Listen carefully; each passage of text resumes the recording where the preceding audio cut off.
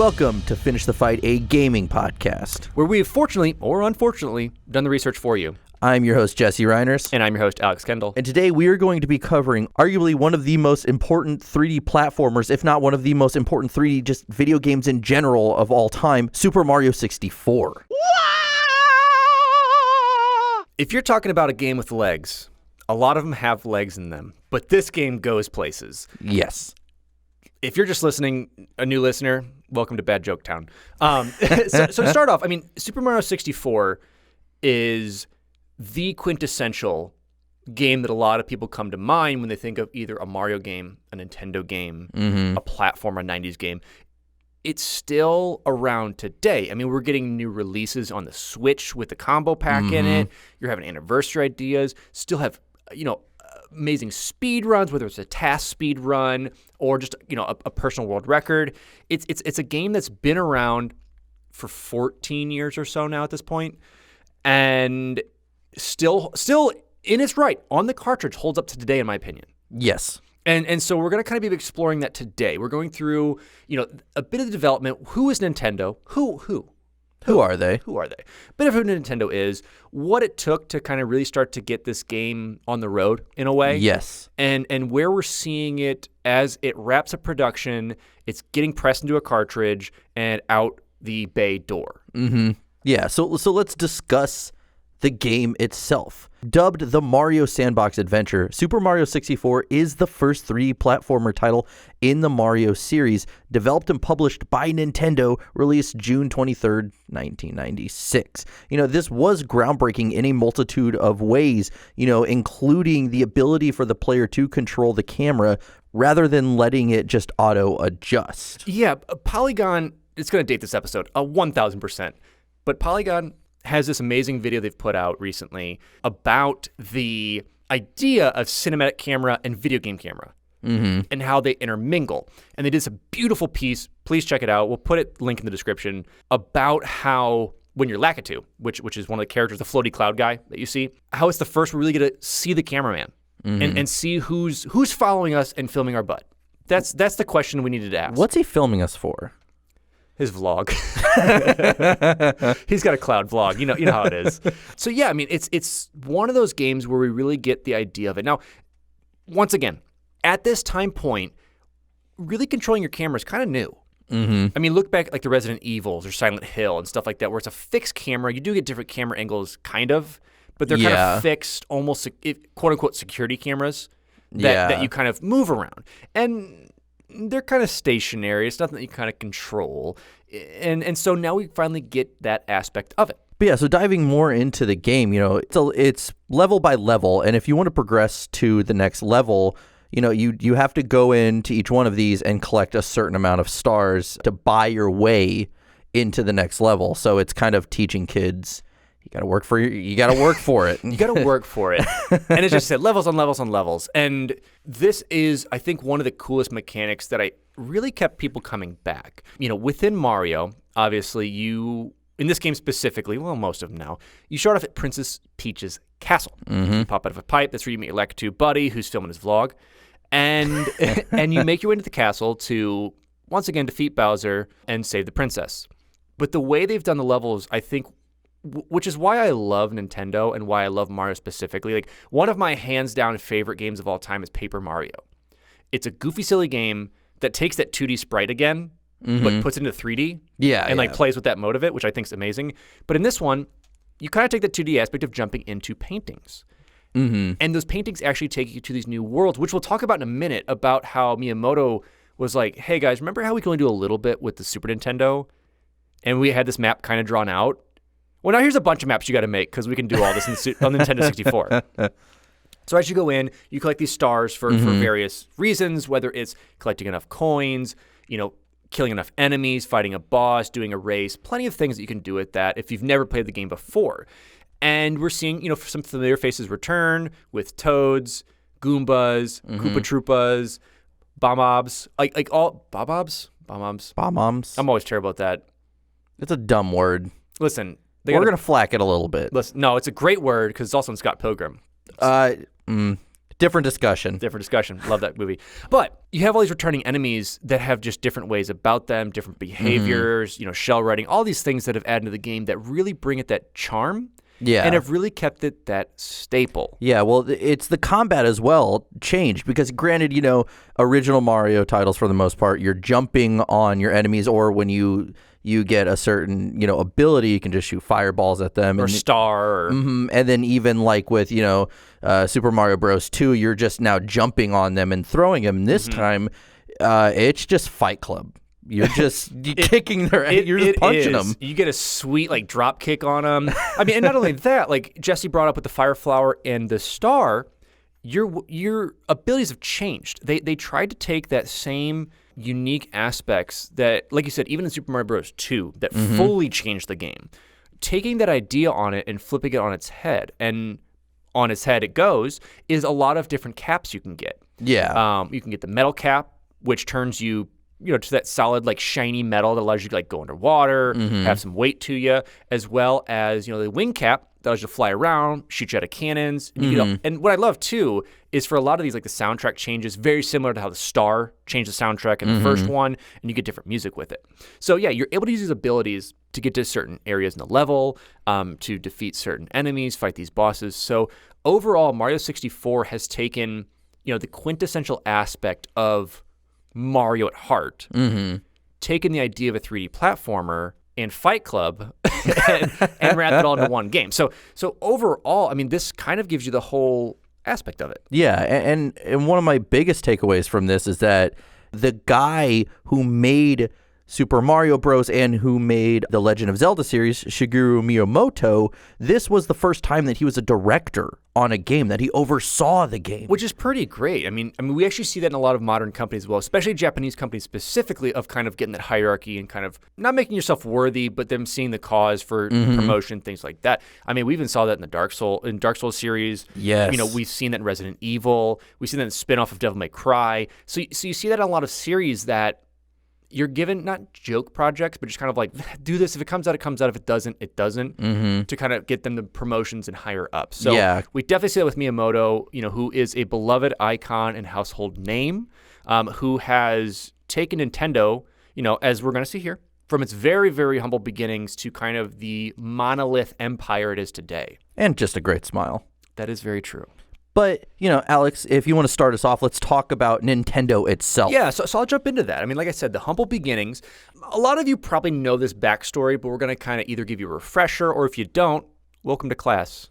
Nintendo 101. So Nintendo began as a company that made playing cards. Back in 1889, the founder, Fusajiro Yamauchi, and I am so sorry, we're going to butcher these names, began involvement in the industry of games by creating specifically Japanese playing cards. The business then developed into Yamauchi Nintendo & Co. in 1933, where it started taking on the idea of making Western playing cards, your typical, Ace to the King that we see in today's standards. Notably, at one point, they were one of the most popular companies and the most popular playing card, I guess you would say, companies in Japan. Yeah, but they didn't start out making consoles, so they're kind of posers in that sense. That's true. Well, if you build them out of cards, you're fine.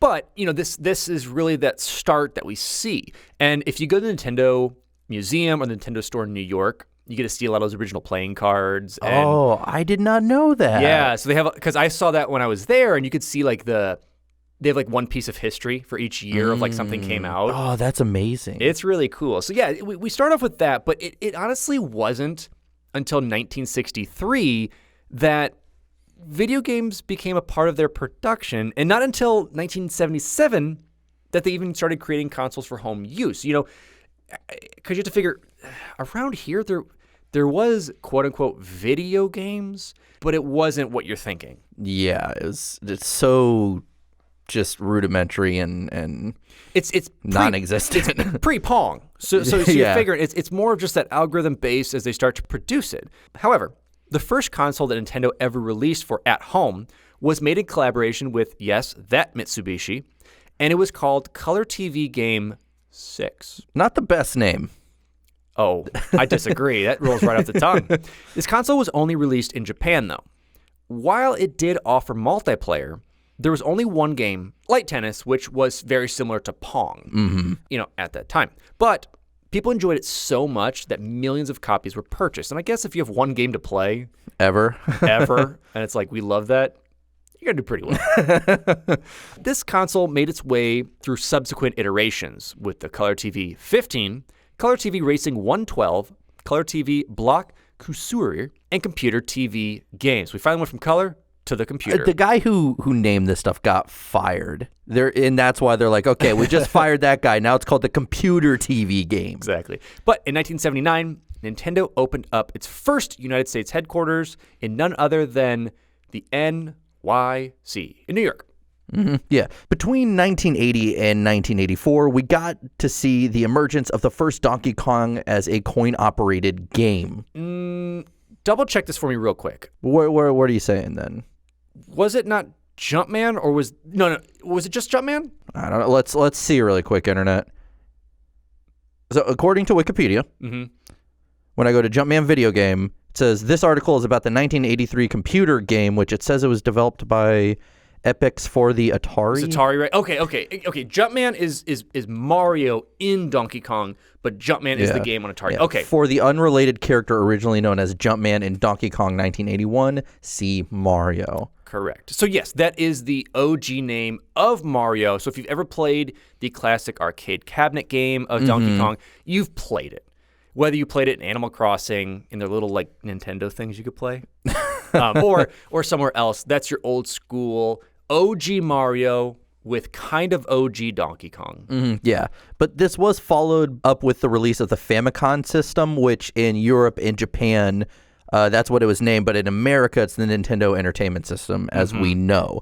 This was the beginning of a huge line of some of the most nostalgic video games of the time, and, this is where we did see Super Mario Bros. And The Legend of Zelda come to life. Oh, and Teenage Mutant Ninja Turtles, and all of, like, those IPs that came out with it. I mean, once again, all these cartridges are still replayable today. Oh, yeah. I have an old Nintendo Entertainment System that when my grandparents moved out of their house, I never knew they had one growing up. And they're just like, hey, Jesse, blows dust. I don't want to blow the mic for you guys. Blows dust. I'm blinded by it. This is for you, and you're just crying there like, oh, this is so much they dust. Don't know. I just took it. but yeah, so I found Mario, and I played it. Oh, it's awesome. And it's crazy because how challenging that game is. I mean, and we're even seeing iterations of that today. I mean, we just have recently, once again dating this episode, a Battle Royale, which, side note, limited release, but we're seeing like a Battle Royale with it. So even updates to that original game itself in just fun different modes.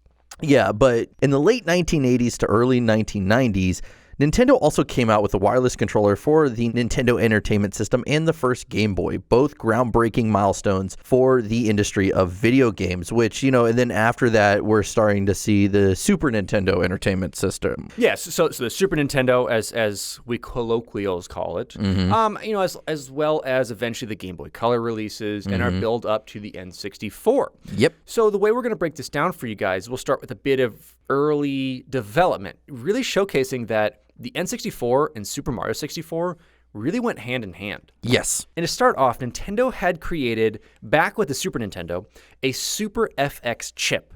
This chip was included in newer game cartridges that would boost the performance of the processor, allowing very basic 3D capabilities on the Super Nintendo. After the release of Star Fox and Stunt Race FX, Nintendo looked for the next batch of 3D games, including a sequel to Star Fox itself. And thus, a 3D Mario game was kind of rumored like, I think we need to get on that trend. Like, I think we need to do it. It's coming. Studio Argonaut Software was actually helping Nintendo with 3D technology and even designed the Super FX chip. While the relationship between the two studios grew, eventually Argonaut pitched a 3D platforming game to Nintendo featuring none other than our licky friend, Yoshi. Nintendo turned the pitch down and shortly afterwards cut ties with Argonaut. Kind of suspicious. Kind of suspicious already. Like, that's a cool idea. No, leave. Yeah. Eventually, though, Argonaut was able to release their game, Croc, Legend of the Gobos, on the PlayStation and Sega Saturn. But at this time, when they released, Nintendo had already put out Super Mario 64 a year before that. So 96 to 97. And that's why Legends of the Gobos essentially look like a blatant ripoff. Well, what happened is literally a group project happened. Argonaut said, okay, we're going to build this really cool volcano. And Nintendo's like, you're not in our group anymore. Then they build a 12-foot volcano and get an A+, and then Argonaut builds like this 2-foot thing that it's made out of paper mache. It's not painted yet. It falls over. They get like a D.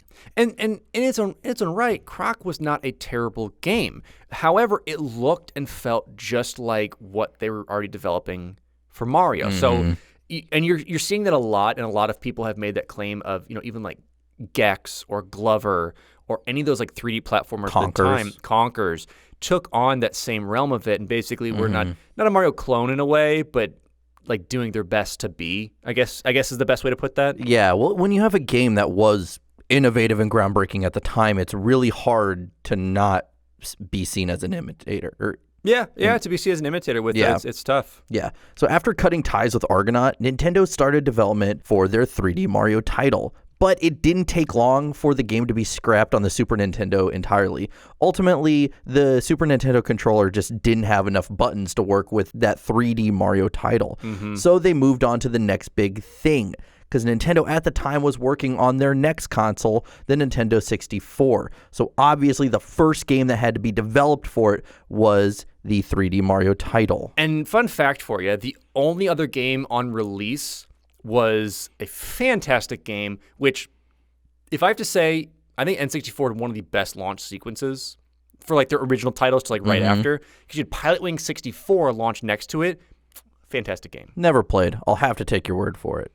But we did have designer Shigeru Miyamoto heading the project, and the first thing he wanted to do was make sure that the console could do a 3D model of Mario's face, because it was the portions for his body were so different between his 2D version and his 3D version that even when he was moving around, his body was like clipping out way too much with everything it touched. Yeah, I mean, if you've seen any of those like make or break things, even like in the character creators that games have, basically make the worst character you can think of, and that's kind of where you're trying to deal with it. Which, at the time, other than some of that Super FX chip stuff that they had done, they had never done a true 3D game before. No, it was all a hybrid aspect of it, of like being kind of closer to screen. It's basically more of like a depth of field feel of like being closer or further from the screen. It was never anything that truly gave you an actual feeling of like, oh, that bridge is over there, instead of just being like, oh, it's on the screen and the pixels are getting closer type thing, in a way. But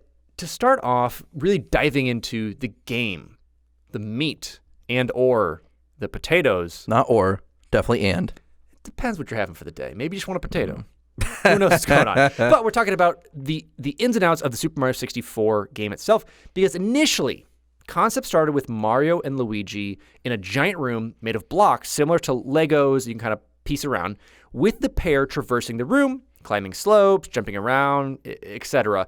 It's reminiscent, really, for me, of the Mario Kart 64 level, where it's the Battle Royale, it's just blocks built up. It's kind of an homage to that. The game was going to be split-screen co-op, with some missions having the two simply just trying to find one another. As Nintendo started perfecting the controls, the team realized that they wanted a bigger area for the pair to navigate. Miyamoto supposedly spent months just playing as Mario, running around this room to get the feeling just right of kind of trying to get that movement down, of spacing, and kind of every aspect of going from left, right, up, down to being like full 360 and then up, down. Yes. Originally, the new area was only going to be slightly bigger than the original area they created, but as they were developing the game with the brand new Nintendo 64, they didn't know how far they could really go with this project yet. Yeah, because the game was developed on the SGI Onyx supercomputer. It's supercomputer, so it's a big deal, apparently. I don't know whether or not it's a big deal. It's huge. But from there, Nintendo roughly guessed the specs for what the Nintendo 64 would be. Because, in fact, during the first 6 months of development, the game was played on a modified Sega controller, since the controls for the Nintendo 64 weren't ready yet. And if you're looking back on it, whether it's the Sega Saturn, Sega Genesis controller, either way, you're looking at a D-pad, possibly if you're on the Saturn, a joystick, and a 6-button combo along with shoulder buttons. Yes. So you're getting that weird kind of advanced controller, but now we're kind of back to where we were, I guess, in a way, but they needed something to get that multi-axle or axis to go with Mario, as well as be able to control the camera at a time, have him do duck jumps, grab things, change things around. So they needed something that was more than just the 4 buttons. Yeah. Now, some didn't think that development from the computer to the Nintendo 64 would go smoothly. But once they got a prototype of that first Nintendo 64, they knew that they could make the game at a much larger scale. So like the higher-ups working on the game made a spec sheet, and they gave it out to the rest of the development team, who were less than thrilled that the game that they were about to create just got a lot bigger than what they thought it was going to be. So the workload increased immensely. Significantly. Yeah. And the studio would also put a lot of emphasis on the camera, where it was, what the player saw, and how it adapted when the player moved. And one of the biggest aspects that really came out of this that I appreciate, as a pro filmmaker who doesn't do films, is it went through thousands of iterations to really get that axis locked down. Does it run smoothly? Does it feel smooth? Does it feel like you're kind of in control, but also not at times? Like, does it just feel like your sweet butt camera, or, does it work? I mean, that's really what it boils down to. Does it work, and does it flow fluidly? Yeah. And halfway through development, though, Sega patented the use of different 3D camera views in a game. Luckily, software patents never really hold up in court, so they just ran with it. With development for the game, set in motion, and controls for Mario almost perfected, Miyamoto wanted programmers Yasunari Nishida and Yoshiaki Koizumi to give him as many animations as possible. The studio tried using motion capture, mocap, for Mario's movements, but this bore little to no results, so they had to animate the character by hand through the skeleton that they made for him. They ended up making 250 total animations, with roughly 50 end up, being scrapped for not really fitting into his movements, or just, because one was just a full pelvic thrust. It was really weird, really weird for the time, but had to cut it. But this is one of those opportunities where it was like you can see the love and care that's going in there, because it's a 3D title. So thus the amount of animations they can do is almost endless, essentially. Well, because even within those 200, I mean, not all its movements. Some is kind of silly things, like if you stand still or idle enough, Mario just kind of falls asleep and takes a nap. But overall, even through what they were what they put together for movement, as I'm sure many of you played and seen, the movement's pretty much 99.9% seamless, I would say. Yeah. Like, you're not ever feeling that it's jittery, or that it jumped, or that it did this. It felt like you're Mario, you're moving, you're kicking, you're sliding, and it never feels like it was hand animated. It feels like you're just actively doing it. Yeah. So a 3D game also meant a new set of physics that wasn't in the 2D Mario titles. Miyamoto described tackling the new set of physics like going back to middle school and studying them all over again. Never studied physics in middle school. I never did it in high school either, so you can already see these guys at middle school are a lot smarter than me. But they did actually have to all go back and re-study physics just to develop this game. Well, it makes sense. I mean, you're going from your real physics you only had to do was the Mario, for the 2D sprites, the Mario would jump up and down. The amount of momentum that is carried from a spring, jumping on an enemy's head, getting hit during a movement, and then also just the momentum of, like, let's say a Goomba walking off a ledge. Yes. Not a huge amount of content to really do with that, because for the enemies, for the most part, they all carry the exact same weight. Yeah. Whether it was a Koopa, a Goomba, a Goombrat, whenever those eventually come in, and they all fell at the same rate. So your gravity and your physics in that aspect stay the same, but now you're taking that shell kick to kind of be a 360 shell kick, to jumping off a Goomba and then jumping left-right. So getting those down to that 3D environment was going to take a lot to figure out. Yeah, and Miyamoto's goal for the game was to let the players make it their own. And he wanted them to create their own solutions to any problems presented in the game. I think really that's where we see that speedrun idea come in. I think it's really where speedrunning became an idea in the game. And even let's just go to the base game itself. He allows that from the get-go. Yes, you do have to go to that first iconic kind of mountain, I guess, if you want to call it that, mountain world, where you first get introduced to the Goombas and to the Bob-Mobs and to, racing to the top. Once you collect enough stars, yeah, you can go to the snow world or the underwater, but you don't have to go in order. And you don't have to collect the stars in order. So I think that's really where they wanted that game to be, was to hey, if you want to go in order like a sociopath, you do it. But if you I want always go in order. like a sociopath, but if you want to like explore around and let's say just get all 100 coins for each level you go to, plus a couple others, you never had to fully complete a level to advance to the next aspects of the game. Yeah. Talking about problem and solution, one of the biggest problems that the studio did face when making this 3D Mario title was jumping itself. In the 2D games, the jumps, could be measured right down to the pixel. But for Super Mario 64, jumping had to be like a lot more intuitive, which apparently when they, Miyamoto and the rest of the producers on the game presented it to the rest of the employees, they started booing them about this. Yeah, it's pretty like, we do not want this. No, thank you. But what plagued the studio even more was getting the controls down. Early demos of the game were met with less than positive feedback. The controls weren't easy to use, and Mario seemed to be rather slippery in the game. This would worry Miyamoto, but he knew that the studio was working on a game that could potentially change gaming, so he used it as motivation. He knew. I mean, he knew he had something that was a breakout that would, like you said, change gaming going from that 2D to 3D. You already had a beloved character that sold units, that people are jumping into a somewhat recognizable world in this 3D aspect of Mario. Yeah. But giving you just so much more with it. And that's really where it jumped to these later stages of development. Because not a lot of designs for these maps, we talked about basically the paintings, were pre-planned. Rather, the studio created the levels as they wanted. They would only go off of rough ideas they had for the maps or some concept art they had created, with also taking in aspects from the previous Mario games of the feel of the level or kind of where it's based. Yeah. Kind of almost like quote-unquote Mario lore.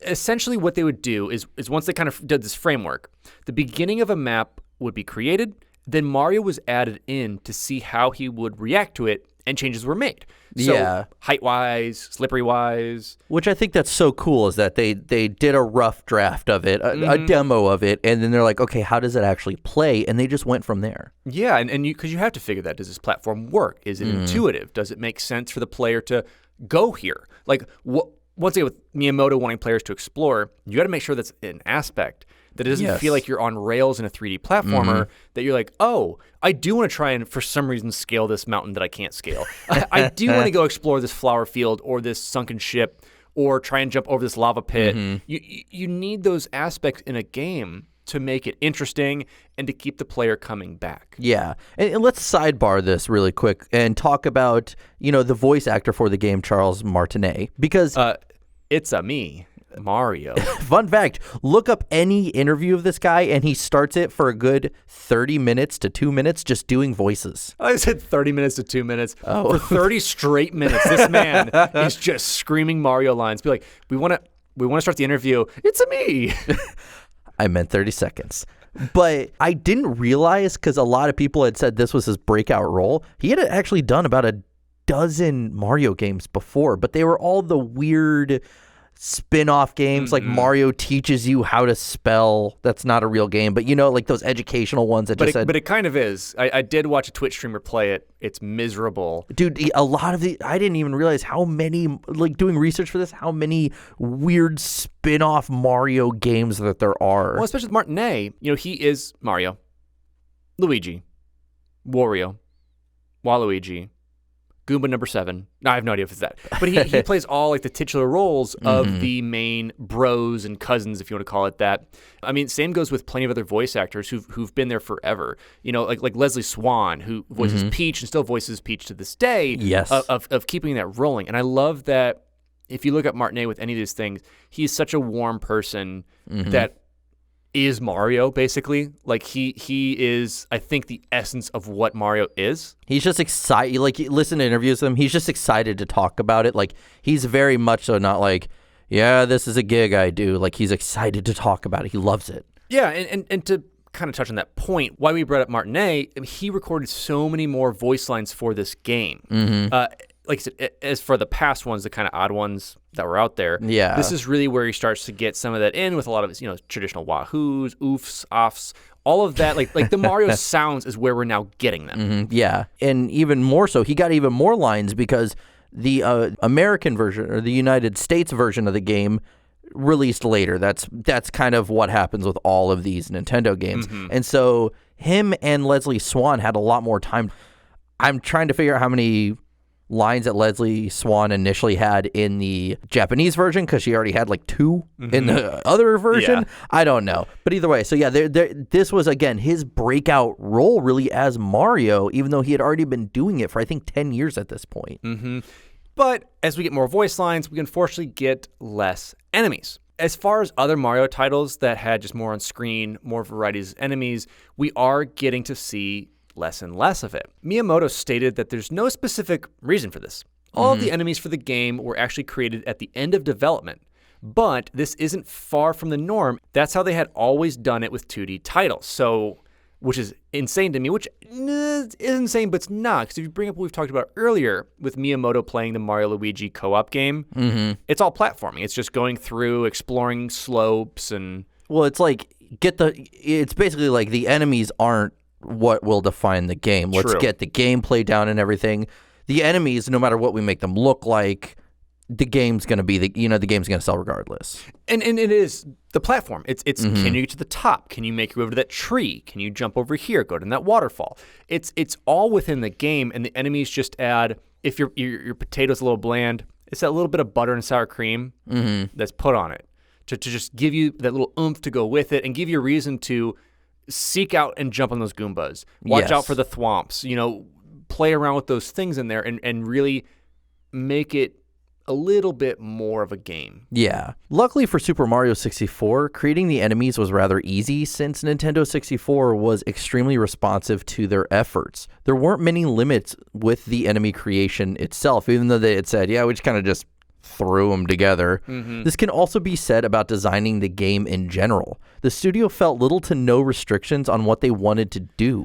And I think this is really where I think a lot of studios have talked about this. Even when the PlayStation started coming out, PlayStation 2 specifically, was just kind of having these limitations thrown off of them a little bit. It's that first, I guess, quote-unquote next-gen feel that jumped in there. They're like, we can do so much. Because even if you go way back to Prince of Persia, even in that game, when I forget what the guy's name is, when he was creating it, he had to make like doubles of his same character as the bad guy and made him, the Shadow Prince of Persia man because there wasn't enough memory on the game itself to program another enemy in there.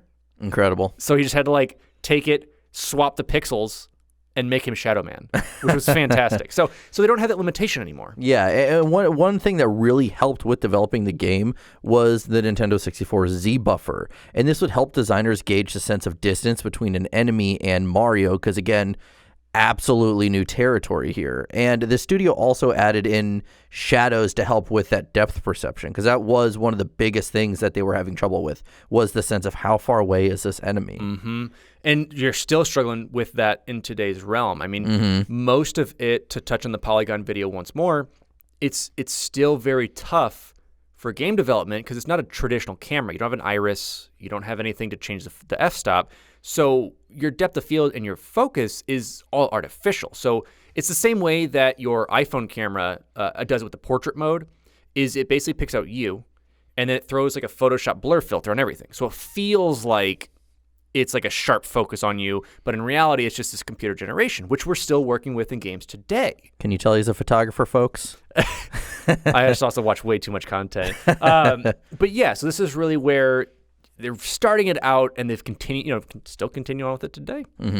Some fun fact with you. If you know about playtesting, right now, there's a bunch of flights going on for some games. I know Halo has some stuff coming out for, they're going to PC, so having some flights with that. Nintendo tackled their playtests a little differently for Super Mario 64. In one instance, they had 10 middle schoolers play the game for 4 to 5 hours while the team watched them. So probably just stood right behind them and didn't say a word. Just with a clipboard. Interesting. So I don't understand why Nintendo didn't call 4-year-old Alex to play this game, because it would have been a ring, ring, ring. Hey, it's Alex, goo goo gaga. I'm 4, which I assume that's what 4-year-olds do. 4-year-olds speak. I haven't been around kids in a while. I haven't been around anybody in a while. But why didn't they just call me out? Just give me a ring next time, Nintendo. I'll be happy to sit there while Clipboard Man stands over me while I play a game. That's all I need. But overall, not Alex, but these 10 middle schoolers loved the game and wanted to play more of it. This was simply to gauge whether or not the game would be fun, since there were so many internal doubts on whether it was a good time or it just was kind of bothersome and unfun. Yeah. And I think that's perfect because this is really the time in gaming, the mid-late 90s, where you're starting to see a new generation. You have these old gamers that grew up on your Ataris, your Nintendos, your Genesis, and they're not having kids. And these kids are now jumping these systems. So they're having to make these games for kids, but also adults at the same time, which is such a hard dichotomy to figure out. Like, how do you keep those old school fans who are now growing older to come back, but also get these new people to play? But this was also one of those things where that wasn't really known outside of the developers themselves, because still the adults that didn't play them thought they were specifically for kids. Yeah, there's still the goofy cartoons, the bright colors. Now, I will say there was one person who wasn't that great at it, and unfortunately that was Miyamoto's son, because at one point he brought him in to test the game, but quickly started to question his son's intelligence when he tried to scale a wall that couldn't be climbed. I'm not saying that kid was disowned. That kid was probably disowned. I'm not trying to say he's trying to Halo 2 sword jump or anything, but, he was trying to figure out how to get up that wall, which I guess we all have done in Mario 64 when we're trying to, like, climb that hill and we just keep sliding down. We're like, I'm going to make it. I'm going to do it. But moving on from that, the studio didn't actually crunch too much when it came to working on the game around the end of development, because you got to realize video game development and crunch time, it's always been there. Like, for the most part, especially when you look at Nintendo, which is on top of the world right now. But bugs were limited, development was spaced out, and it was rather laid back for some. There was some panic around the end of development for some developers, but it was a contained chaos. By the time the game was complete, the studio did feel a sense of disappointment, only because they felt the Nintendo 64 could have handled a lot more of what they wanted to implement into the game, which, that's why we have Ocarina of Time the way it is. That was kind of everything we couldn't do for Super Mario 64. Yes, because to touch on that real quick, that was like Miyamoto's second baby that he worked on and kind of implemented a lot with his team on, even like something as crazy and simple in today's standards as like a day-night cycle was such a huge leap. Yes. Miyamoto estimates that they used only about 40% of the console's full potential. Because of this, the staff was actually eager to make a sequel, but they had to create a new Zelda title first, where a lot of, as we said, the scrapped ideas for Super Mario 64 would see the light of day. Like the Ocarina itself, Mario was actually supposed to just be blowing that the entire time. But they go, we'll give it to Link. But created by about 15 people, it took the studio roughly 2 years to develop Mario 64. But a good amount of that time was just learning about the N64's hardware. It was actually 5 to 6 years total if you include concepts and ideas back when they wanted the game on the Super Nintendo. There are rumors that the Nintendo 64 was delayed so it could release at the same time as Super Mario 64. It's also rumored that the controller design and use of cartridges in the N64 were per Miyamoto's request. So, your iconic kind of like half moon chunky thingy that he shoved in there, it's Miyamoto's fault. But Super Mario 64 even caused 2 developers to quit video game development because they were burnt out on it, which we start to hear a lot as we've researched more game development, as just who can handle it, who can't, who's taking the brunt, who's already like burning the candle and is down to just like a little pool of wax and starts a game, and who's got a full candle, ready to light. Yeah. As I said, I think it's really interesting that we did have Miyamoto being like, hey, let's do cartridge. Let's do cartridge, which is a discussion we will have on later episodes about why at the time it was more appealing than discs. Yes, because you have to figure your technical rival is Sony coming up at this time. You still have Sega. You still have all these others that are competing, but Sega Saturn went disc. PlayStation 1 went disc, and N64 went cartridge. So we're going to talk about that, at potential later times, to talk about more games in development of why that was a necessity and why that aesthetic and programming choice paid off, didn't pay off. We'll get to that for you. But let's discuss the marketing of the game. The game's developed. let's talk about how Nintendo marketed it. Nintendo was releasing their new console. They needed Mario to be the face of the new release with Super Mario 64. A lot of the marketing for Super Mario 64 went hand in hand with the Nintendo 64. Super Mario 64's very first ad would also be the very first one for the Nintendo 64, playing on televisions across the globe. It would feature a man jumping into a 3D world of the game and playing alongside Mario throughout different parts of Super Mario 64's campaign. If you haven't watched this, please just go back and watch like 90s game ads or like early 2000s because they are the pinnacle of the worst of the best. I think that's just 90s ads in general, man. Oh, it is. Like, side note with like Crash Bandicoot's ads. Oh, beautiful. That's the type of stuff I'm talking about. The commercial would emphasize the game's free-range structure and different camera angles, allowing the player to, quote, go anywhere they want to go, do anything they want to do, ending with the slogan, quote, change the system.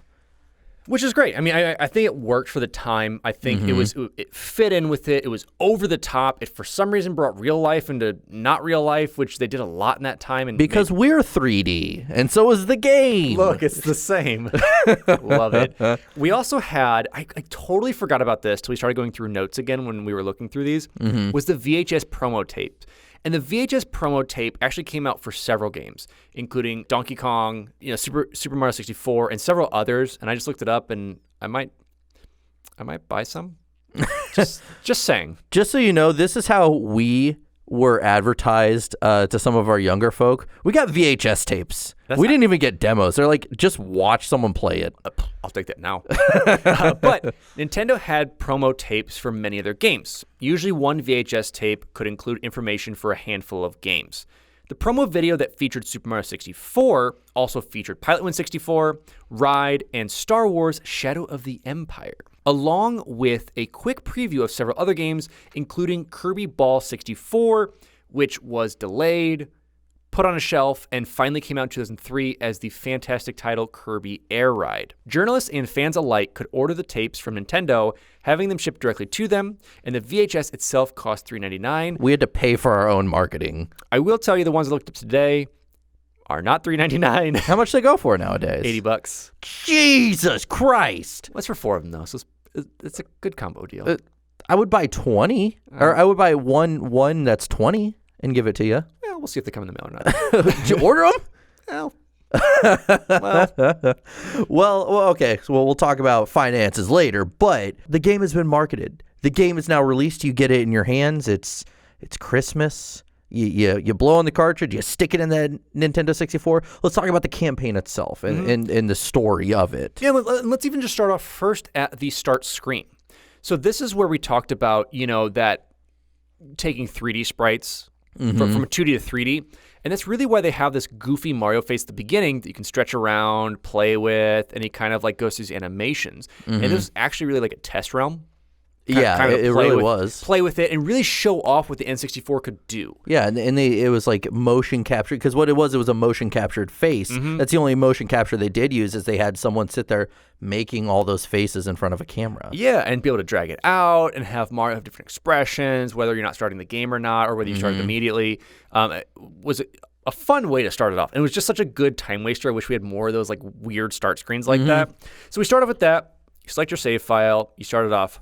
You get a letter from Princess Peach. Mario, what's up? I'm throwing a party at my house. Come on over. I got cake.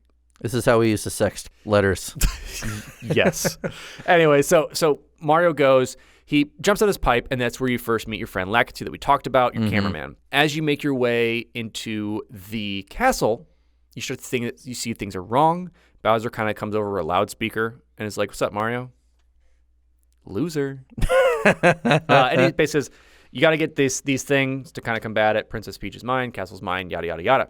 Wash, rinse, repeat. We've heard this story before. Exactly. So this is where we start off in that beautiful foyer, and you start to do the levels. So you go through various levels, like I said, whether it is the underwater one, snow one, Boo's Haunted Mansion, the desert, like metal industrial one. I mean, there's plenty of levels. I believe in total there's 15. I think there's 15 total worlds you can go into, as well as like some like little side mini games, like the if you stand on the main carpet and look directly at the sun, it takes you through this kind of different level that's like a bonus secret level. Yeah. Like we said, the goal is to get up to 70 stars with your max at 120 for the true ending. Yeah. And that's how you kind of make your way through Mario.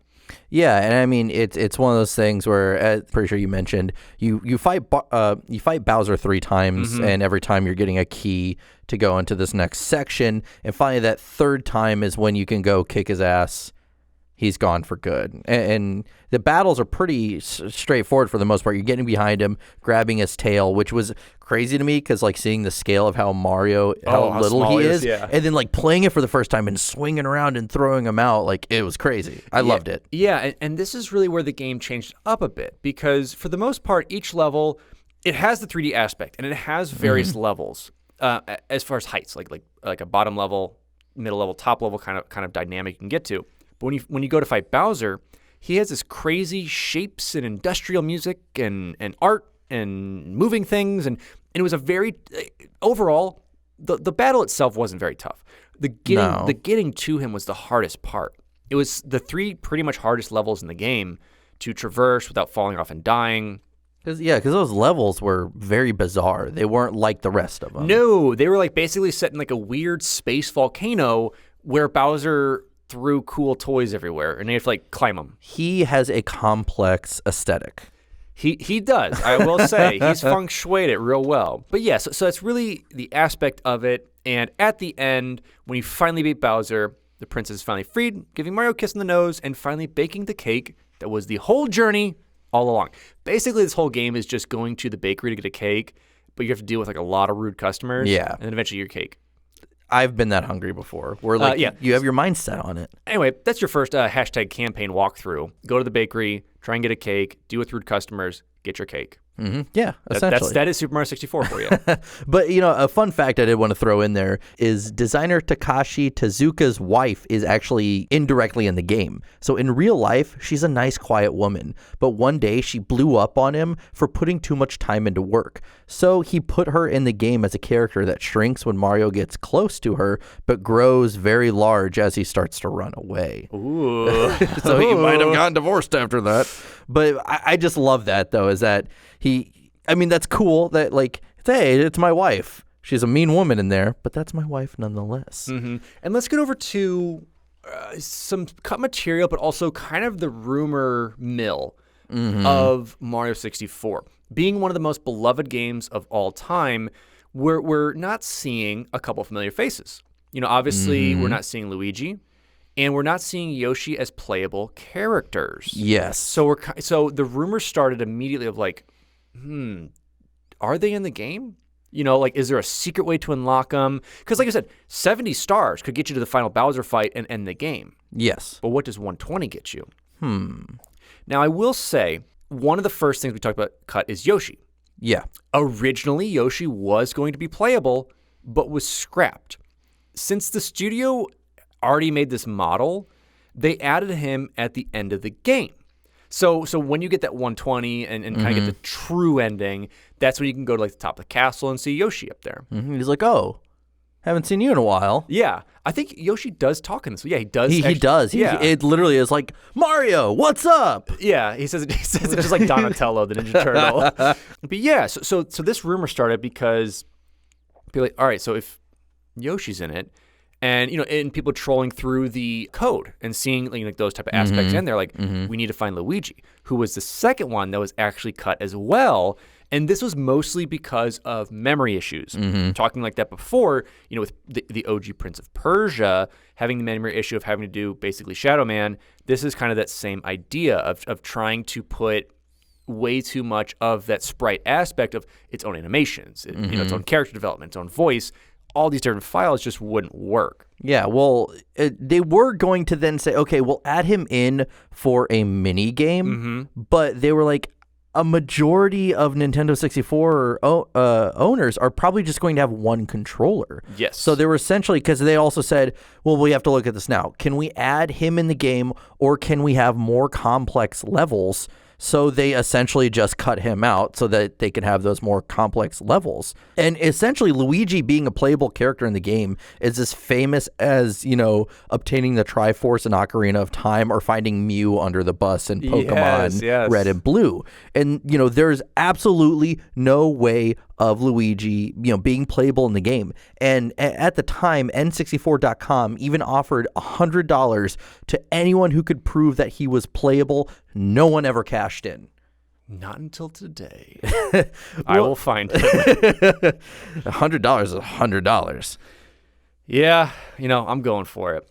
But another thing that's they left out, didn't leave all of it out really, was Mario originally was going to be able to throw the rabbits and the monkeys that you capture from trying to get like the keys or just on any of the levels. They left in the penguin. They left in the penguin, baby. So you can still commit animal murder. Yeah, you also had horse riding. For some reason, Miyamoto really wanted Mario to ride a horse, which is a very bizarre image in my head. You know what? It's Epona, so they made it over to Ocarina of Time. Yes. Spoiler for when we cover it. Spoiler for the assumption that Epona is Mario's horse now. Something else that was cut was the classic flagpoles. Those original Super Mario Bros. Games. End of the level, jump to the top, get that one up. Yep. Yeah, and this was cut because developers figured players would rush to get to those at the end of the level rather than explore the map. I think it's very true. I mean, because especially if you don't know much, you're like, got to do that, and then I'm done. That's especially for hardcore players probably go all over, but you're just starting out players be like, got to do that. People like me, short attention spans, just get what you need to get and go. Flagpole, yes. Done. There was also supposed to be 72 maps in the game. A lot of this was condensed down into the somewhat changing levels, if you want to call it that, where like some aspects when you got a certain star would open other areas up, or like allowing new abilities to open, the cannons to turn on. Those things were kind of the implementation of it, but they wanted just so much more with it. Yeah, and then finally, levels were going to be accessed through doors rather than paintings. How boring would that be? It's like the first door you go through is just like, actually, that might be kind of cool too. No, paintings better. Paintings are better. Confirmed. Paintings are better. Confirmed. But let's move on to our next section of the episode, which is the music itself. So, Koji Kondo, who composed the original Mario themes, would return to compose music for Mario's new adventure. With the Nintendo 64, it brought new technological opportunities to implement music in the game, change it to a different level. Yeah, for each level having their own soundtrack or change up, like I said, with the wing cap having its own thing on, because you have to figure the fidelity and just the memory. Allowing these songs to be in there, they weren't just like chip tunes or 8-bit. This is really where you're starting to get a lot more of just that dynamic aspect going into music. Individual instruments, you can hear them, or it's the same song but a different style with those different instruments. These new advances swept in a new culture of video game music, allowing soundtracks to become more complex than mere sound effects. Old Mario themes, known as leitmotifs, could be used in new, unbelievable ways according to where the player was in one of the levels. For instance, if Mario is underground, the music gets bassier, or the music changes when Mario's underwater, as you had mentioned, as long with wearing the caps. Yes. Kondo was also able to bring in music from a multitude of different cultures, creating a soundtrack that never seems stale or repetitive. Well, it really is. I mean, like I said, the industrial, like, bang, bang, bang, when you're in that industrial zone, or you're, at the desert, you get kind of that whole, like, kind of deserty vibe music. I don't know. I'm not going to say, like, I specifically know where these are from, but you get that vibe of it. You know what I mean? Like, you understand, like, oh, I'm at a desert. I'm at a desert. I just happen to go to a desert. Yeah. His early musical inspirations are from Deep Purple, Cassiopeia, Chick Corea, and Herbie Hancock would give the soundtrack hard rock, fusion, and jazz feels.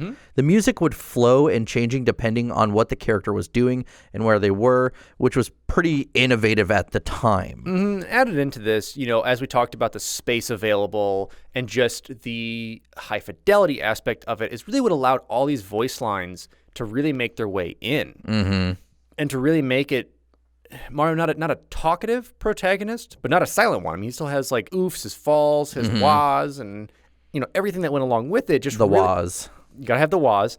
It really made that tie in with the soundtrack as well. Even like the the death soundtrack that would happen, or like the oof when you'd fall out of a painting and it's playing like the little like kind of waiting room music in like whatever area you're in. It was just such like a slap in the face, but like such a good way to do it at the same time. It was awesome. The soundtrack contains 36 tracks coming in at 50 minutes and 56 seconds and was released initially July 29th, 1996 in Japan on CD. The final track is a bonus track, which is a piano playthrough of Piranha Plant's Lullaby performed by none other than Kondo himself. This was one of the first 10 soundtracks released from the Nintendo 64 game and could even be purchased in the official Nintendo Power magazine. What a throwback. I love that magazine. There was also a triple pack sold through the magazine that contained the Mario Kart 64, Super Mario 64, and Star Fox 64 soundtracks. All right. I want a time machine for a lot of things. But to go back and buy cool little memorabilia like this is really what I want it for. Well, especially since at the time, video game soundtracks, Nintendo was one of the few companies really capitalizing on this. And really capitalizing on their IP characters. I mean, they're pulling a Disney and like doing the Mickey Mouse route of like, we're making these belovable characters that for no reason should be beloved. Mario is just an Italian plumber going through a castle. Like, there's no like rhyme or reason except for the beauty and charm that is created around his silly game and these characters that are part of it. And I think the best aspect of it is that Nintendo really never takes itself seriously. It does. Like Legend of Zelda, I would say, is the most serious game in a way that they have. Yes. But it's still fun and goofy at times and silly. And they've now made this entire genre. I mean, look at Super Smash Bros. And just the character roster in that's all recognizable from these Nintendo games that are staples. Yes, absolutely. So we're really seeing that the soundtrack, along with it, is one of the most beautiful things out there because it once again was innovative and different. It wasn't just an orchestral score the entire time. Yeah, it changed things up. It did. It flipped it on its head, and it made video game music. I mean, when you hear do, you know exactly where you are in Mario, what's happening, and as soon as you hear da-na-na-na-na-na, you know that feel of being underground. So you know what is going on with it. And for Kondo to take those two beats, the first two levels of Super Mario Bros., and change them up to like fit what's in there, it makes it so iconic.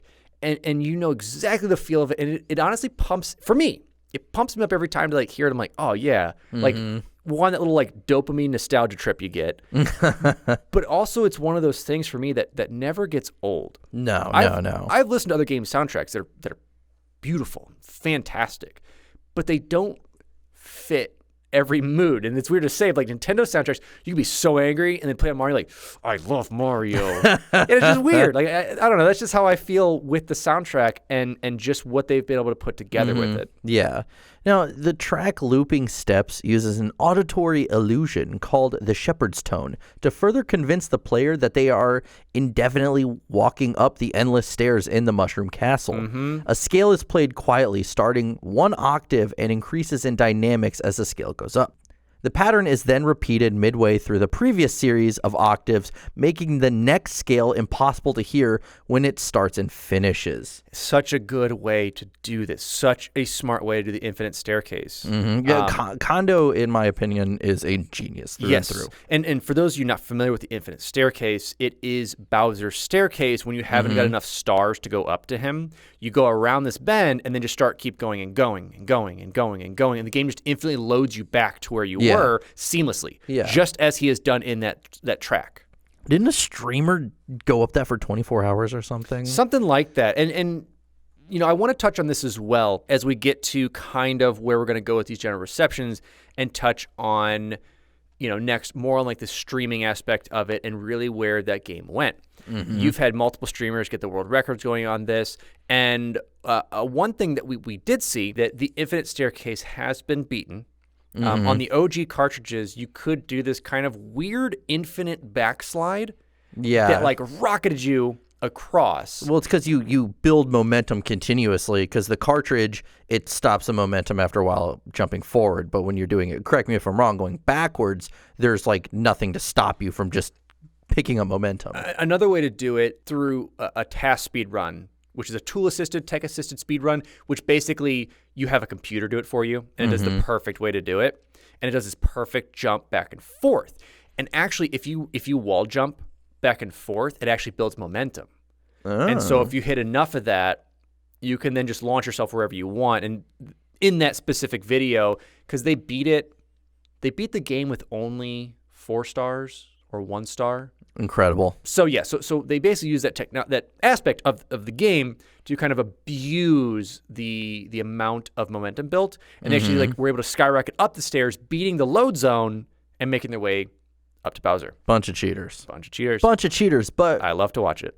Really quickly, let's talk about the release versions of this game. How as it came out. So the first one is obviously the Nintendo 64 cartridge. The second time we would see it is on the DS. Now, with the Nintendo DS in development, Nintendo looked to their most successful launch title to date, Super Mario 64, and decided to remake the game as a launch title for the Nintendo DS. The game was released for it November 20th, 2004, and would go on to be one of the top 20 selling DS games, which makes sense. And it even had added... you could play other characters now as well in the game. Yeah, because you get the cover. You got like Wario, Luigi, and everything on it. So added more to it, which is pretty cool. Yeah, and then you also had the Wii U version of this, which was basically the DS port of the game that they just brought over to the Wii U. And then finally we have 3D All-Stars for the Nintendo Switch, which that was Super Mario 64, Super Mario Sunshine, and Super Mario Galaxy. This game is timeless enough that we keep seeing it come back. With the 3D All-Stars one, there was no cosmetic redo for it or anything. It's exactly how it was. In a way, it's exactly how it was, kind of cosmetically. You've obviously had ups to it to kind of improve frame rate and a couple other aspects that were added into quality of life things. But for the most part, it's still that game kind of true to heart, sans some controls and some changes on it, and kind of what you are there to expect with it. However, to jump on kind of that infinite stairs glitch we were talking about, where you're able to get up there, the game was released obviously before really internet was connected to any games at all. And your updates pretty much came from newer cartridges. So in 97, you had the Shindu cartridge update. And what that was in Japan in 97, there was basically a reproduction of the cartridges with this update on it that fixed various bugs and errors, as well as, unfortunately, patch out some of those glitches that made some of those runs possible. Yeah. So you'll see in some speed runs or in other aspects of playing the game where players will play specific region cartridges of certain eras to be able to play and do those glitches for certain runs. Yeah. Now let's talk about the general reception and general reaction of the game. What kind of legacy did it leave? How did it do at the time, and how does it hold up to today's standards? So years after the release of the game, it was still one of the highest selling games at the time and ended up being the 3rd highest selling Nintendo 64 game of all time, selling over 1 million copies by the end of 97. The game has gone on to sell over 11 million copies worldwide, and it was even the 2nd highest downloaded digital game on the Wii U. Exactly. I mean, it's meant to be there. Mario, correct me if I'm wrong, if you want to look this up for me real quick, I believe is the 2nd highest selling franchise of all time. I think it's the 1st. Let's see. I believe Pokemon is the 1st. I believe that Mario is the 2nd, if not the 3rd, because Pokemon dominates and Pokemon is life, as some might say. But, Mario within all of its titles has held those reins and still continues to hold those reins together. According to this, it's Minecraft. It's Minecraft, Grand Theft Auto 5, Tetris. Oh, okay. That is the best selling of one title. One title. Oh, we're talking a series? Series franchise. Okay, the best selling series franchise. Like I said, I believe Nintendo holds almost all of it because it's Pokemon, Mario, Leisure Suit Larry obviously is up there. Video game franchise. Okay, so we're video game franchises. Mario. Yeah. Is Mario? Okay. Mario, and then actually... Yeah, so Mario, but that's a combined with Super Mario, Mario Kart, Mario Party, Mario Sports, Mario RPG, and other Mario games. Pokemon still beats it. But, bringing it in there, like it's meant to be. I mean, Game Informer would put Super Mario 64 on their list of essential video games to play. The Verge has named it the godfather of video games, and IGN, GameSpy, and Game Daily have it on their list of top video games of all times. Game Daily did say it was also one of the most influential video games of all time, which I do agree. Yes. The game overall would receive a 94 out of 100 on Metacritic. Can't go lower than that. No. The only thing that would go lower, though, is the Super Mario DS remake, which scored an 85 out of 100, obviously due to basically taking the tech and actually dumbing it down slightly. A little bit, yeah. Well, plus as well as it wasn't an innovation at the time, really, no, compared to the original. Now, there are some constant complaints about the game that many reviewers would touch on, mainly how uncomfortable the camera controls can be at times. The designer Miyamoto felt that the game would have felt better with 2 D-pads rather than just a single D-pad and a joystick to kind of help combat that camera system. Let's be honest, the Nintendo 64 controller, I don't know what it's supposed to be. Was that kind of like we put the enemies in last by we made the controller last as well? I mean, don't get me wrong. Nintendo's innovative in certain areas, but it's almost the way Nintendo works is every other console is just an abomination. And that's what it was. Now, like any good video game with a legacy, sadists around the world would find unusual ways to play the game, like never touching the jump button, using only the Nintendo 64 mouse. Didn't know that existed until I started researching this. Yes. Or beating it only in a matter of minutes, which is what we've talked about with these speed runs. And that is like it's why it's so relevant today. And I didn't know that it helped kind of Twitch get its start because it became one of the first things watched all the time. Yes, because it wasn't necessarily one of the first speed runs, but it's one of the ones that was satisfying to watch because it couldn't just be glitched out and done in 30 seconds. Most speedrunners would still have to go into certain levels to do certain things, and it was awesome seeing the way to break those games. That's one of the favorite aspects of watching these speedrun streams is watching them break the games in creative ways, whether it's like be able to clip out of bounds or finding this secret you're not supposed to find till later. It's so neat, especially in like old games when polygons were polygons and you could kind of see them everywhere and those hard edges. Those hard edges were meeting of 2 surfaces. So if you could break through them or do some weird collision technology, then you could make your way to it. So that's really what set this off. And still, I believe every year for Games Done Quick or the European Games Done Quick, there's always a Mario 64 run, whether it's a challenge run, which are also fantastic, where you pit one against the other and you film both at the same time. Oh, it's a great one to watch. Those are awesome to watch. So I'll have to check it out. It's a great time. The game has gone through many changes over the years from fans. Fans have recreated Super Mario Sunshine in Super Mario 64. They've recreated the hat abilities from Odyssey in the game as well and made their own levels. It doesn't stop there, though. Fans have also ported it to the PlayStation 2 and the Sega Dreamcast and a Samsung Wear Watch. They've also created their own sequel for a game and ported it to PC. Now, the unofficial PC, being a resident PC guy here, no big deal, would run at 4K 60 FPS, and you could use an Xbox controller to play it. And there's plenty of other modes that were added into it. You'll see that with kind of any port to the PC where you have access to root files, be able to add and subtract things and alter them at your will, made it pretty easy. But Nintendo, being stingy Nintendo that it is, did hear the port and shut it down with the copyright claim, saying that it includes, everything that was within Mario 64.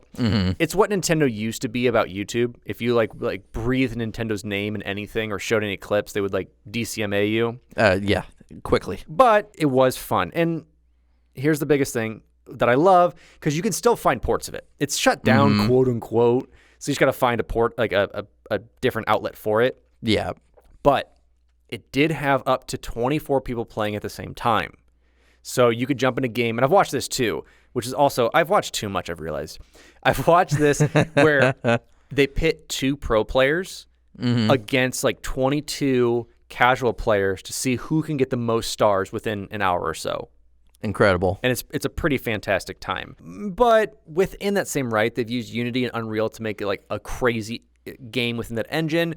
But if you use our mustachioed man anywhere, Nintendo's hot on those copyright heels and will take down pretty much the original author. But once something's on the internet, it's on the internet. It's absolutely on the internet. And I love, we're talking about, streaming on Twitch and whatnot, is in 2015, user Dota Teabag discovered a new glitch. And then YouTuber Pennacoke, Yeah, Pennacoke 2012 would offer $1,000 reward to anyone who could recreate it. His name's Pancake in Dutch. Pennacoke. As of recording this episode, no one has claimed it yet. I believe it was like something he shot up through several levels of a ceiling. Like it's basically pixel perfect, but the pixel doesn't exist, but it happened. Yes. And it's just like, what was that? Now, moving on from that, after the success of Super Mario 64, a sequel was being developed for the Nintendo 64 DD or disk drive. Yes, and so what that was an addition. Now, if you've ever seen like the memes of like the Sega Saturn or Genesis with like their like 45 combos, or like we'll eventually get for the GameCube, you had a thing that plugged in the bottom to play Game Boy Advance games. Yes. This had that same aspect. Yeah, and the game would have been true to the original development, allowing split screen and network capabilities with a playable Luigi. The game was supposed to be released fall of 1999, but due to the lack of the success with the Nintendo 64 DD's release, or the 64 Double D as we call it, the project was canceled. It was more than likely that the studio hadn't developed Ocarina of Time first. A 64 DD sequel to Super Mario 64 would have been developed. And there are copies of Super Mario 64 DD out there, though. So not the sequel, but it's the DD version. The port of it. Which is such a rabbit hole we will go into in a different time. Yeah, and like we said, Mario 64 is outreaching everywhere. It inspires people, it brings people together, and it actually inspired Tetsuya Nomura to create Kingdom Hearts. He originally wanted to create a game like Super Mario 64, but he was told that unless he had a game like that with Disney characters, there was no way you could even compete with Mario. So he said, okay, I'll do that. Give me characters. I want Final Fantasy and Disney. Gimme. Super Mario 64 did see its fair share of imitators, like we said. Conker's Bad Fur Day, Gex, Glover, Croc. There weren't 3D platformers that could truly compete with the game. I mean, there were one like Conker's Bad Fur Day. It's its own thing. It's a weird game. It tried, and they all did spins. I will say that. Everyone had their own spin on it. It never had the charm, but it got close. And fun fact, it even inspired Assassin's Creed and Grand Theft Auto, with Rockstar's producer Dan Houser stating, quote, "Anyone who makes 3D games who says they've not borrowed something from Mario or Zelda is lying." Super Mario 64 was also an obvious inspiration for Super Mario Sunshine and Odyssey. So obviously the successors of it still inspires it today, from the multi-jumps. I mean, every aspect is really brought over and, in my opinion, polished. Like, one of my favorite Mario games, which I'm so glad I just got a remake, is Sunshine. I love Super Mario Sunshine, but it takes those same aspects of it and throws it in there. Yeah. And there is something that's really crazy, is that there was a study done and published in the PLOS-1 scientific journal that showed playing Super Mario 64 increases the hippocampal gray matter in older adults' brains, which is, it's incredible to me to see that, we're still learning how video games can interact with the brain and potentially recreate that I told you get that gray matter. You get that dopamine hit. You're like, I love me some Mario. But by no means is Super Mario 64 the first 3D platformer, but it was the one to innovate the new 3D wave of games. Nintendo not only rolled the dice on bringing Mario to the 3D platform and basing their new console around its development, and the request of Miyamoto himself. Super Mario 64 proved to the gaming community that 3D titles are the next big thing in gaming. No one expected Nintendo to innovate the 3D genre like they did. Years later, Nintendo looked back at the game to develop their most recent Mario title, Odyssey. This one game alone made an impact on gaming that cannot be quantified. To this day, many fans have revisited the game to relive those iconic moments in Mario history. Exactly. I mean, that's really what it is. I mean, it's a game that has established itself. Pretty much everyone that knows it. Yes. Or knows something of it. whether it's your parents, grandparents, they always know that Mario guy. Mm-hmm. And pretty much most of them have probably bought this for you. And the older you get, the more you start looking like Mario. And then you just get compared to the guy all the time. And they're like, hey, that's me. Cool. But now let's talk about really why we chose this game. Why did we choose to talk about Super Mario 64, a game that came out generations ago in terms of consoles? Yeah, so we wanted to kind of change this section up to give you guys, a little bit of what we feel about the game and how we like it. For the most part, what we're choosing, we either really like or there's an aspect of it. But we want to say, like, what really chose us to select this?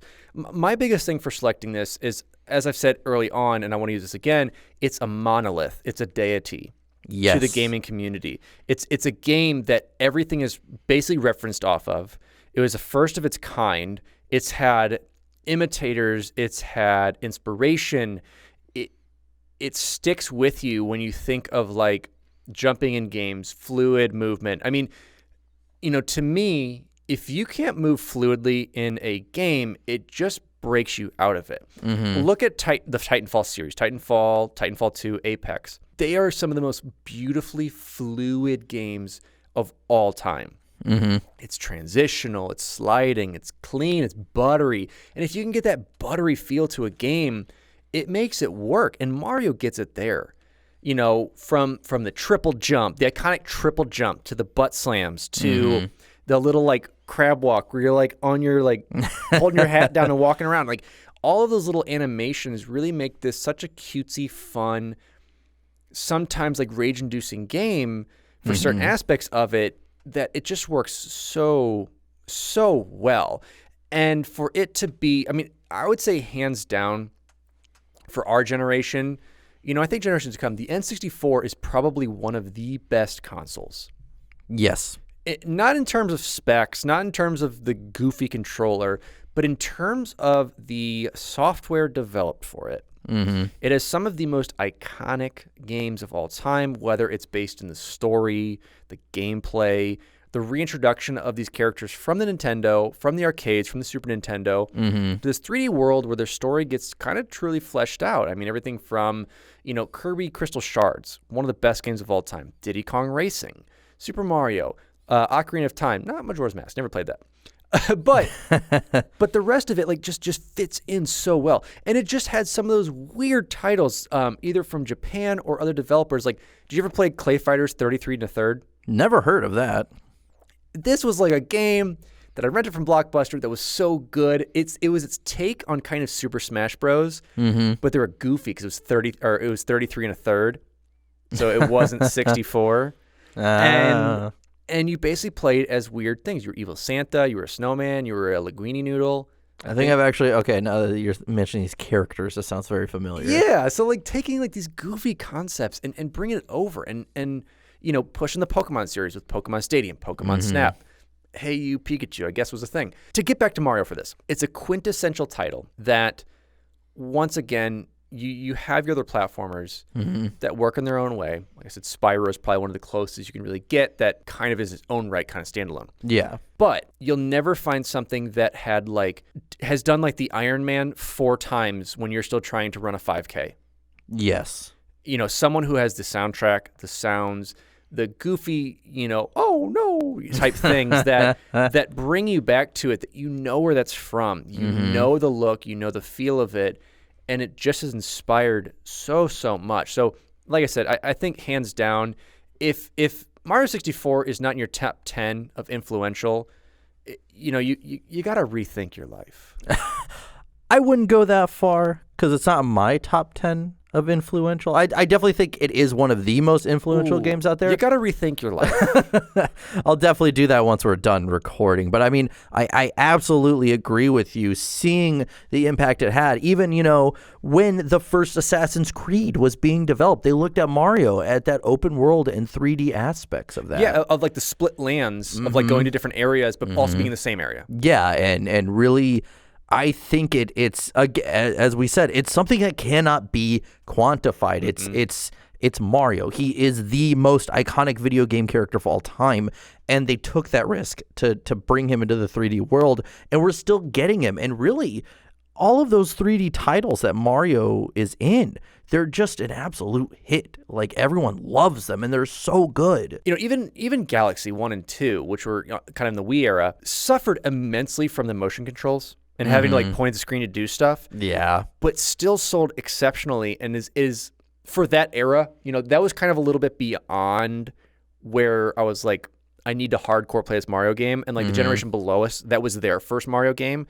And that's what really made it. I mean, I remember talking to people 10 years younger, being like, yeah, that was the Mario game I played. That's my Mario type thing. So even those have done well. And now seeing it over here on the combo pack, the new kind of anniversary pack with Sunshine and 64 and Galaxy, bringing it to a fresh kind of new take and having in there, I think is excellent. Yeah. But I will say, regardless, we have acknowledged that this is an important game.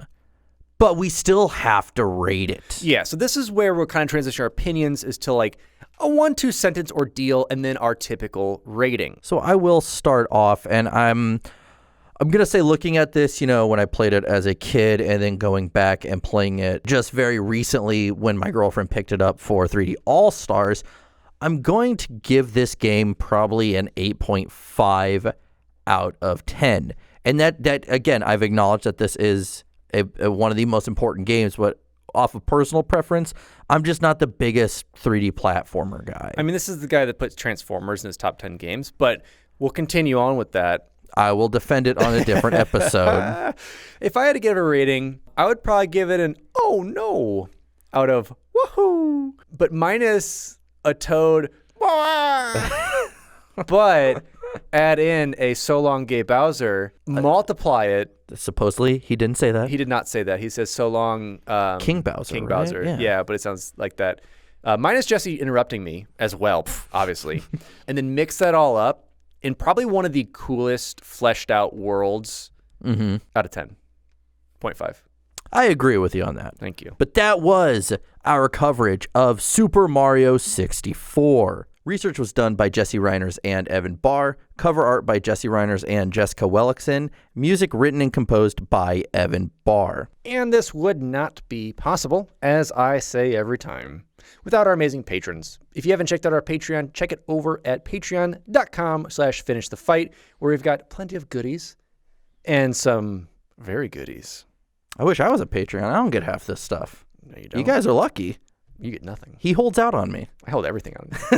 But yeah, check it out over there. And we want to thank our awesome patrons who are truly supporting us today. And we'll start with Charles Zitter, Taqtix, Skyjack, AngryCanadien, ZZ Slipaway, Grant Dillon, Cowyn Fong-Feliciano, DGamer1298, Alex Harper, Dilfix, Nick Heimann, Tuna0317, Brandon Christian, Richard Scanland, McChief, Big PapaSemechki, GrantODST, Loki 2014, Nathan Vandervort, and ClimbingSpork. Thank you guys so much for the support. Yeah, and if you want to go and check us out on Instagram or Twitter, go and do that. And if you have any questions about our Patreon, shoot us a message on there. As well as you join us on Discord. The invite will be in the description of this episode or on our social. I was going to say, and same with our social. So any of our social contacts are right in here. If you want to jump over there, say hello or goodbye. Like both of those things I would love to hear. So just let me know. Join our Discord. Say, hey, see you guys, and leave. And then that's or stay. that. I'd really appreciate if you say. That'd be awesome. Our Discord is open for any and all. It's free. We have a bunch of different chats if you want to talk gaming, if you want to show off what you just cooked, or if you want to show us your adorable pets. We appreciate all of that stuff. Some of us do. I do the most. And catch me and Jesse at times over at twitch.tv/Sourman70. That is SOURMAN 70, where we will be streaming It's-A-Me, a Mario time, a couple days after you hear this episode. So I'm going to be streaming 64 for you. We'll be having some fun, jumping around, doing Mario things. And we'll be doing a lot of other cool content as well. So if you happen to listen to this late and you're not like an OG listener, why aren't you? But if you're catching us now, we'll be streaming a lot more content coming up. So we'll be doing, some random game nights and game days.